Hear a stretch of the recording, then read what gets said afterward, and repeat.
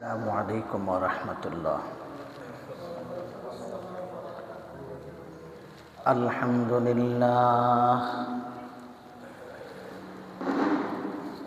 আলহামদুলিল্লাহি নাহমাদুহু ওয়া নাস্তাঈনুহু ওয়া নাস্তাগফিরুহ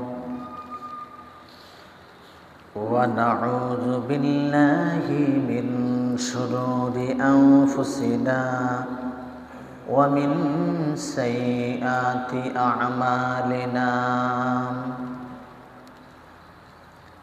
من يهد الله فلا مضل له ومن يضلله فلا هادي له ونشهد أن لا إله إلا الله وحده لا شريك له ونشهد أن سيدنا وسندنا ومولانا محمدا عبده ورسوله الذي أرسله بالحق بشيرا ونذيرا وداعيا إلى الله بإذنه وسراجا منيرا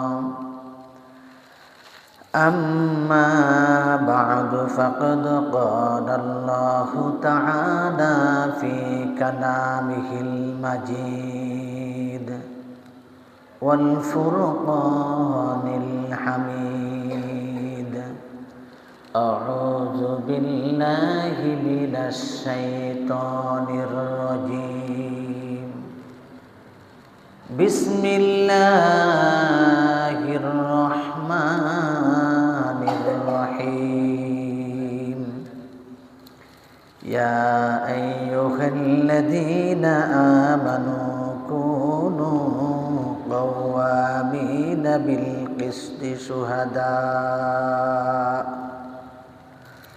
شهداء لله ولو على أنفسكم أو الوالدين والأقربين إن يكن غنيا أو فقيرا فالله أولى بهما فلا تتبعوا الهوى أن تعدلوا وإن تلووا أو تعرضوا فإن الله كان بما تعملون خبيرا صدق الله العظيم إن الله وملائكته يصلون على النبي يا أيها الذين آمنوا صلوا عليه وسلموا تسليما اللهم صل على سيدنا مولانا محمد وعلى آل سيدنا مولانا محمد উপস্থিত সম্মানিত মুসল্লিয়ান কিরাম, প্রিয় ভাই ও বন্ধুগণ, পর্দার প্রকোষ্ঠে আবদ্ধ আমার সম্মানিত মা ও প্রিয় বোনেরা, যে যেখান থেকে শুনছেন সকলকেই আজকের জুমার পূর্ব আলোচনায় স্বাগত জানাচ্ছি। আজকে আপনাদের সামনে যে বিষয়ে কথা বলতে চাই, এই বিষয়টা হচ্ছে মানব জীবনের জন্য অত্যন্ত গুরুত্বপূর্ণ। তবে একজন মানুষ স্বাভাবিক গতিতে এই জিনিসে, এই বিষয়ের প্রতি অনুসরণ করে চলা তার জন্যে পার্থিব জীবনের লোভ, লালসা, স্বার্থ সব কিছুকে এড়িয়ে এই বিষয়ের নির্দেশনা পরিপালন করা মানবীয় জীবনে তার জন্য একটু কঠিন, তবে সেটা অসম্ভব নয়, সম্ভব, অত্যন্ত স্পর্শকাতর।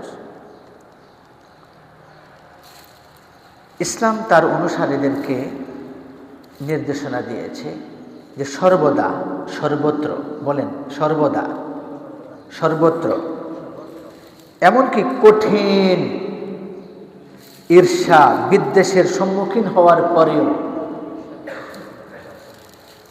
এটাকে রক্ষা করতে হবে।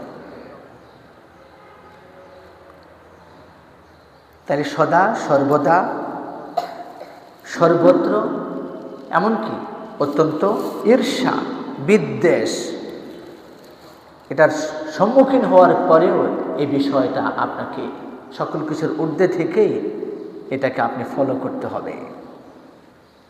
কি বলেন, কাজটা অত্যন্ত কঠিন না? আপনি একজনকে হিংসা করেন, একজন মানুষের প্রতি আপনার বিদ্বেষ আছে, তার প্রতি আপনার রাগ আছে, হয়তো সে আপনার খুব কাছের মানুষ, রক্তের সম্পর্কে আত্মীয়, অথবা সে আপনার দলের লোক, তার কারণে আপনি নেতা হয়েছেন, অথবা সে খুব কাছের মানুষ, এমন মানুষ যে আপনার জীবনের সাথে খুব বেশি জড়িত, যে আপনার সকল কর্মের সাথেই সম্পর্কিত, অথবা আপনি তাকে খুব ভালোবাসেন, সে আপনার খুব কাছের মানুষ, আপনার যে কোনো বিষয় সে মেনে নেয়, আপনি যত রকমের যত কিছু ফরমাইশ করেন সে সব কিছু নির্দ্বিধায় মেনে নেয়, এত কাছের মানুষ। তার বিপরীতে এমন হতে পারে সে আপনার চিরশত্রু, সে ভিন্ন ধর্মের, ভিন্ন দলের, ভিন্ন মতের, ভিন্ন পথের, তার প্রতি আপনার রাগ আছে, ক্ষোভ আছে, বিদ্বেষ আছে, শত্রুতা আছে, থাকতে পারে। বিষয়টা যেমন খুব কাছের হতে পারে, আবার বিষয়টা খুব দূরেরও হতে পারে, বিদ্বেষেরও হতে পারে, হিংসারও হতে পারে, শত্রুতারও হতে পারে। দুই পক্ষের মানুষ। আমাদের সাথে কয় পক্ষের মানুষ সম্পৃক্ত? দুই পক্ষে। একটা হলো আমার ভালোবাসার মানুষ, আমার খুব কাছের মানুষ, আমার দলের লোক, আমার ক্ষমতার লোক, তার সাথে আমার স্বার্থ জড়িত, সে আমার খুব ঘনিষ্ঠজন, সে আত্মীয় হতে পারে, ননাত্মীয় হতে পারে, অথবা এমন মানুষ যার প্রতি আমার রাগ আছে, ক্ষোভ আছে, বিদ্বেষ আছে, হিংসা আছে, যাকে আমি নড়তে দিই না, চড়তে দিই না, আগাতে দিতে চাই না, তাকে আমি রোধ করতে চাই। দুই পক্ষের মানুষের সাথে আমরা চলি। রব্বুল আলামিনের পক্ষ থেকে রব্বুল আলামিন এমন একটা নির্দেশনা দিয়েছেন, যারা ইসলামের অনুসারী, যাদেরকে মুসলিম বলা হয়, যারা ইসলামের অনুসারী, যারা বলে যে আমার ধর্ম ইসলাম, আপনাকে যদি জিজ্ঞেস করা হয় যে আপনার ধর্মের নাম কি, আপনারা কি বলেন? হ্যাঁ, আপনাকে কেউ জিজ্ঞেস করলো যে আপনার ধর্মের নাম কি, আপনারা কি বলেন? ইসলাম। অর্থাৎ আপনি ইসলাম ধর্মের অনুসারী। ইসলাম ধর্মের অনুসারী এ কথা বলার মধ্য দিয়ে আপনি কিসের সাক্ষ্য দেন, সেটা কি আপনি চিন্তা করেছেন? জি, আপনাকে জিজ্ঞেস করলো আপনার বাবার নাম কি, আপনি বললেন যে আমার বাবার নাম এই। আপনাকে জিজ্ঞেস করা হলো আপনার বাবা কে, আপনি দেখিয়ে দিলেন যে অমুকে আমার বাবা, যাবে আপনি বাবা হিসেবে দেখিয়ে দিলেন, আপনি নির্দ্বিধায় নির্বাককে স্বীকার করলেন যিনি আমার জন্মদাতা। স্বীকার করলেন না? যখন বললেন যে অমুকে আমার বাবা, আমার বাবার নাম এই, তখন আপনি কি বুঝে বলেন আর না বুঝে বলেন, কিন্তু আপনি এটা স্বীকার করলেন এই লোকটা আপনার জন্মদাতা। কি বলেন? স্বীকার করলেন না যে এই লোকটা আমার জন্মদাতা। আপনি যখন বললেন যে আমি ইসলাম ধর্মের অনুসারী, আপনি বুঝে বললেও স্বীকার করে নিলেন, আর না বুঝে বললেও আপনি স্বীকার করে নিলেন যে আমার জীবন ব্যবস্থার নাম ইসলাম। আমার জীবনটা কিভাবে পরিচালিত হবে সেটা ইসলামের বিধি মোতাবেক পরিচালিত হবে। ইসলামের বিধান ছাড়া আমি আমার জীবন পরিচালনা করতে পারি না। আমি কিভাবে খাবো? ইসলামের বিধি মোতাবেক আমি খাই। আমি কিভাবে চাকরি করব? ইসলামের বিধিবিধান মোতাবেক আমি চাকরি করি। আমার ধর্মের বিরুদ্ধে যায় আমি এমন কোনো কাজ করি না। ইসলাম ধর্মের অনুসারী কথা বলার মানেই হলো আপনি ইসলামের সকল ধর্মের সকল জীবন ব্যবস্থার অনুসারী, ইসলামের সকল বিধিবিধানের অনুসারী আপনি। এই জন্য যারা ইসলামের অনুসারী তাদেরকে ইসলাম নির্দেশ দিচ্ছে সদা সর্বত্র সব সময়, কি খুশির সাবজেক্ট হোক আর কি রাগের সাবজেক্ট হোক, কি হিংসা হোক, ঈর্ষা হোক, বিদ্বেষ হোক, শত্রুতা থাকুক অথবা যে কোনো অবস্থার সম্মুখীন হও, সর্ব অবস্থায় তোমাকে ইনসাফ করতে হবে। কি করতে হবে? সর্বাবস্থায় ইনসাফ করতে হবে। ইনসাফটা কি? ইনসাফ আরবি শব্দ, তবে ব্যাপকভাবে আমরা বাংলাতে এটাকে কি করি? ব্যবহার করি। ইনসাফ করো, যে বলি না আমরা যে তুমি কাজটা করছো যে এটা ইনসাফ হয় নাই। ইনসাফ হয় নাই মানে কি? যার যতটুকু যার যতটুকু অধিকার এই কাজের মধ্যে সেটা তুমি রক্ষা করো নাই, তুমি কম বেশি করে ফেলছ। ইনসাফ শব্দটা আরবি শব্দ, এটা নিসফুন, নুন সদ ফা, নিসফুন শব্দ থেকে ইনসাফ শব্দটা গঠিত হয়েছে। নিসফুন শব্দের অর্থ হলো অর্ধেক। নিসফুন শব্দের অর্থ কি? আমার সাথে একটু কথা বলিয়ে। নিসফুন শব্দের অর্থ কি? অর্ধেক। বলেন না, নিসফুন অর্থ অর্ধেক। আচ্ছা, অর্ধেক কাকে বলে? বলেন, অর্ধেক কাকে বলে? যে 1 কেজি আটা, 1 কেজি আটা 1 পোটলাতে দিলেন, এটা 2 ভাগ করে 1 পোটলাতে দিলেন 700 গ্রাম, আরেক পোটলাতে দিলেন 300 গ্রাম, এটা হলো সমান সমান অর্ধেক, তাই না? হ্যাঁ, তাহলে অর্ধেক কাকে বলে? যে কোনো বস্তুর সমান ভাগকে বলা হয় অর্ধেক। যে কোনো বস্তুর সমান ভাগকে কি বলা হয়? অর্ধেক। এটা যদি 6 কেজি হয় তাহলে 3 কেজি করে হবে। এটা যদি 7 কেজি হয় বস্তু, তাহলে 2 ভাগ করলে 3.5 কেজি হবে। অর্থাৎ যে কোনো বস্তুর যে কোনো বিষয়ের সমান সমান সমান ভাগকে কি বলা হয়? অর্ধেক। 2 ভাগ করলে সমান ভাগ অর্ধেক।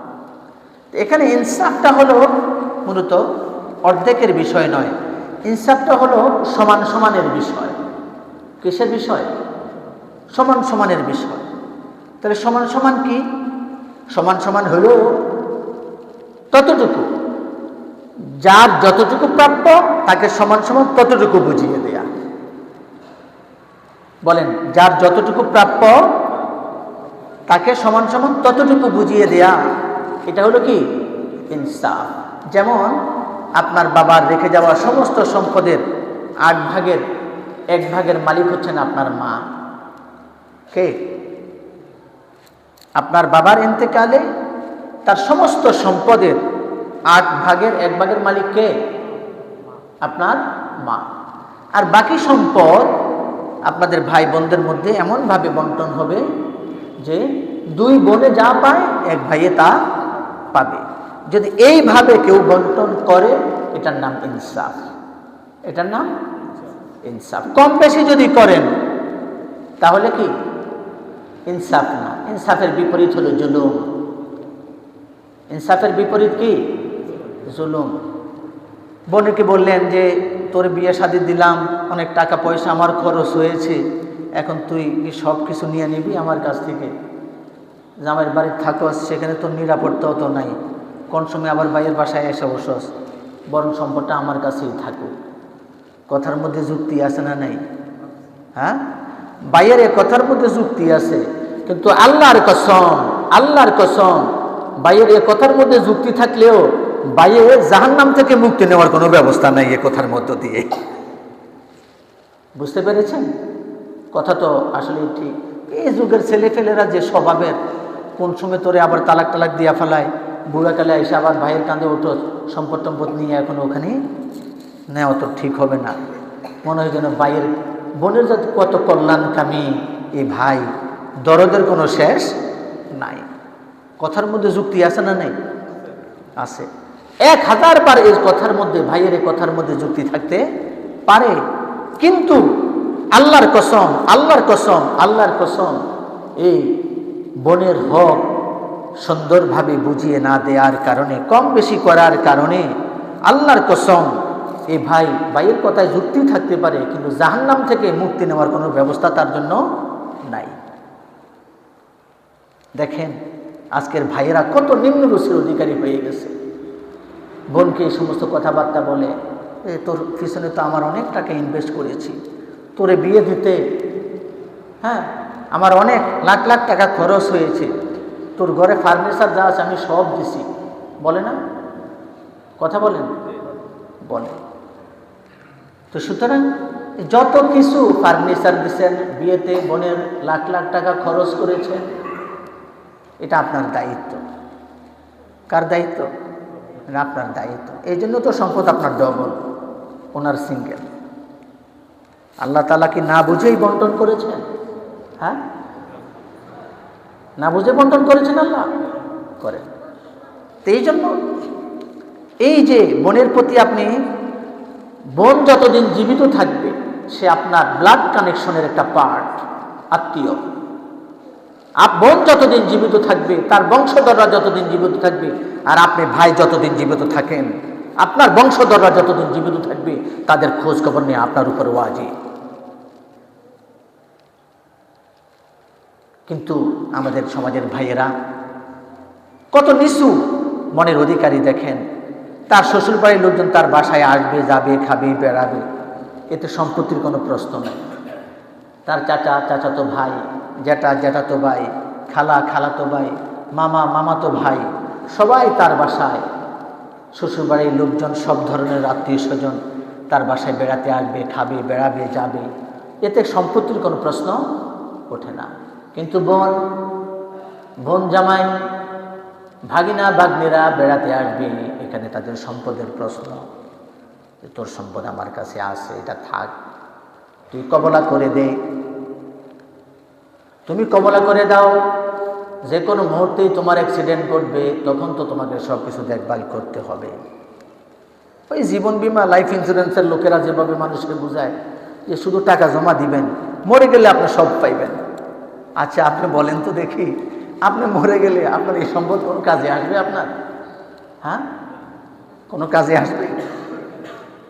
ওই যে আবুল আহাবের কাহিনীর মতো, মা আবনা আনুহু মা লুহু বা মা কাসা, সে যত কিছু অর্জন করে সে কোনো কিছুই তাকে জাহান্নাম থেকে রক্ষা করতে পারে না। এই জন্য এই ভাইরা যে কত নিষ্ঠুর, তারা বোনদেরকে সম্পদের লোভে বোনের সাথে সম্পর্ক বিচ্ছিন্ন করে। আল্লাহ রাসূল বলেছেন, যারা রক্তের সম্পর্কের আত্মীয় স্বজনকে বিচ্ছিন্ন করে দেয় পার্থিব জীবনের লোভ লালসার কারণে, তারা আমার উম্মত নয়। আল্লাহ রাসূলের কথা। এই জন্য আপনার বাবা ইন্তেকালের পর যেরকম আপনি সাথে সাথে সমস্ত সম্পদের ওয়ারিশ সূত্রে প্রাপ্যতার ভিত্তিতে আপনি মালিক হয়ে যান, আপনার বোনও তো মালিক হয় না? হয়। এটার নাম ইনসাফ। বোনকে ডেকে বলবেন যে বোন, টোটাল সম্পদ এই শরীয়তের মূলনীতির ভিত্তিতে, আইন অনুযায়ী তুমি এই সম্পদের মালিক, তোমার সম্পদ তুমি বুঝে নাও। কিন্তু আজকের ভাইয়েরা ঠকায়, যেগুলো মার্কেটের জায়গা, উৎপাদনশীল জায়গা, দামি জায়গা, এগুলো নিজেরা রেখে দেয়, বন্ধুদেরকে দেয় না, অন্য জায়গায় দেয়। এটা ইনসাফ না। এই যে ইনসাফ, আল্লাহ তাআলা নির্দেশ দিচ্ছেন যে তোমরা সদা সর্বত্র। সর্বত্র মানে কি? সকল ক্ষেত্রে। তো বোন, এটাও তো একটা ক্ষেত্র। শ্বশুর বাড়ির লোকজন, এটাও ক্ষেত্র। আপনার ভাই, সেও তো ক্ষেত্র। সকল ক্ষেত্রে কি করতে হবে? হিংসা, বিদ্বেষ, কঠোর পরিস্থিতির মুখোমুখি হলেও সেখানেও আপনাকে ইনসাফ করতে বলা হয়েছে। একটা বিষয় আপনার কাছে আসছে, এখন যে বিষয়ে বিচারের জন্য আসলো আপনার কাছে, আপনি দেখলেন আরে এই লোকটা তো আমার দলের লোক, এই লোকটা তো আমার খুব কাছের মানুষ, তাকে দিয়ে তো আমার অনেক স্বার্থ উদ্ধার হয়। এখন আমি যদি অপরাধের বিচার করি, অবস্থা শুনে দেখলো যে লোকটা আসলেই অপরাধী। এখন আমি যদি বিচার করি, তাহলে তো আমি আমার দলের লোকের উপরে কি করলাম? তারা রক্ষা করতে পারলাম না। অথবা দেখলেন আর এই লোকটা তো আমার আত্মীয় স্বজন। অথবা দেখলেন এমন এক বিষয় বিচার আসলো, এই লোকটা আপনার শত্রু, তার প্রতি আপনার রাগ আছে, ক্ষোভ আছে, হিংসা আছে, বিদ্বেষ আছে। এমন অবস্থা আপনার, হ্যাঁ পাইছি আজকে, শুকরে আজকে পাইছি, আজকে এটা একটা জরিমানা করে দিব তার। এই যে আপনার যার প্রতি আপনার হিংসা আছে, বিদ্বেষ আছে, রাগ আছে, ক্ষোভ আছে, তাকে আপনি একটা কৌশলে পেয়ে গেলেন। এই কৌশলে আপনি ইনসাফ করতে পারলেন না। অথবা আপনার দলের লোক, আপনার কাছের মানুষ, আপনার আত্মীয়, আপনার বন্ধু, তার ব্যাপারে আপনি ইনসাফ করতে পারলেন না। স্বজন প্রীতি করে আপনি তাকে বাঁচাইয়া দিলেন, মূলত তার উপরে জুলুম করলেন, আপনি নিজের উপরও জুলুম করলেন এবং আরেকটা মানুষের উপরও জুলুম করলেন। আপনি ইনসাফ না করা মানেই হলো আপনি জুলুম করলেন, আপনি জালেম। ইনসাফ না করা মানে কি? বলেন, ইনসাফ না করা মানে কি? জুলুম করলেন, আপনি জুলুম করলেন। আপনার মা অসুস্থ, তার সেবা দরকার, যত্ন দরকার, চিকিৎসা দরকার, কোনোটাই করলেন না। কিন্তু মাকে লাঠি দিয়ে পিটালেন না, বাবাকে লাঠি দিয়ে পেটালেন না, এটা ঠিক আছে। কিন্তু তাকে আপনি দেখতে গেলেন না, তার চিকিৎসার ব্যবস্থা করলেন না, ভরণ পোষণের ব্যবস্থা করলেন না, যে কারণেই হোক করলেন না। মা বাবাকে আপনি লাঠি দিয়ে পেটালেন না, তা ঠিক আছে, কিন্তু মা বাবার চিকিৎসা সেবা দিলেন না, তাদের ভরণ পোষণের ব্যবস্থা করলেন না। আপনি মা বাবার প্রতি জুলুম করলেন, তাদের প্রতি আপনি ইনসাফের আচরণ করতে পারলেন না, জুলুম করেন, আপনি একজন জালিম।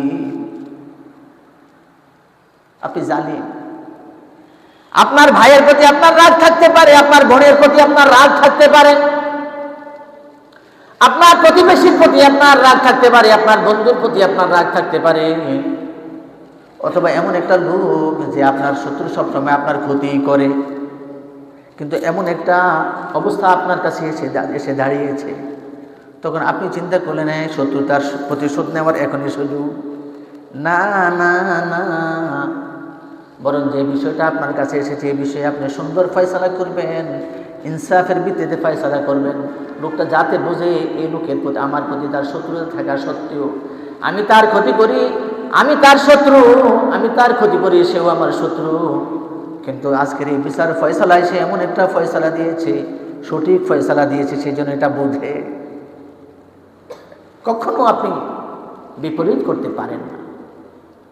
যদি আপনি করেন তাহলে আপনি জুলুম করলেন, আপনি জুলুম করলেন। ঠিক তদ্রূপ একজন মানুষ তার জীবদ্দশায় সকল কর্মে যদি স্বাভাবিকতা বজায় রাখতে না পারে, সীমা লঙ্ঘন করে ফেলে, এটা কোনো না কোনোভাবে জুলুমের অন্তর্ভুক্ত হয়ে যায়। এটা যদি মানুষের সাথে হয়, মানুষের সাথে যদি হয়, তাহলে আপনি জুলুম করে ফেলেন। এই কারণে প্রত্যেক মানুষের তার নির্দিষ্ট প্রাপ্যতা বুঝিয়ে দিতে হবে। যদি আপনি প্রাপ্যতা বুঝিয়ে না দেন, তাহলে আপনি জালেম। মনে করেন আপনি অফিসের কর্মকর্তা, আপনার অধীনে অনেক লোক চাকরি করে, মৌলিকভাবে সরকারি বিধি মোতাবেক রাষ্ট্রীয় নিয়মে চাকরির বিধান অনুযায়ী সে ছুটি পায়, সে ছুটি পায়, কিন্তু ক্ষমতা বলে অফিসের বস তাকে ছুটি দিল না, তার মৌলিক প্রয়োজন ছিল, ছুটি দেয়নি।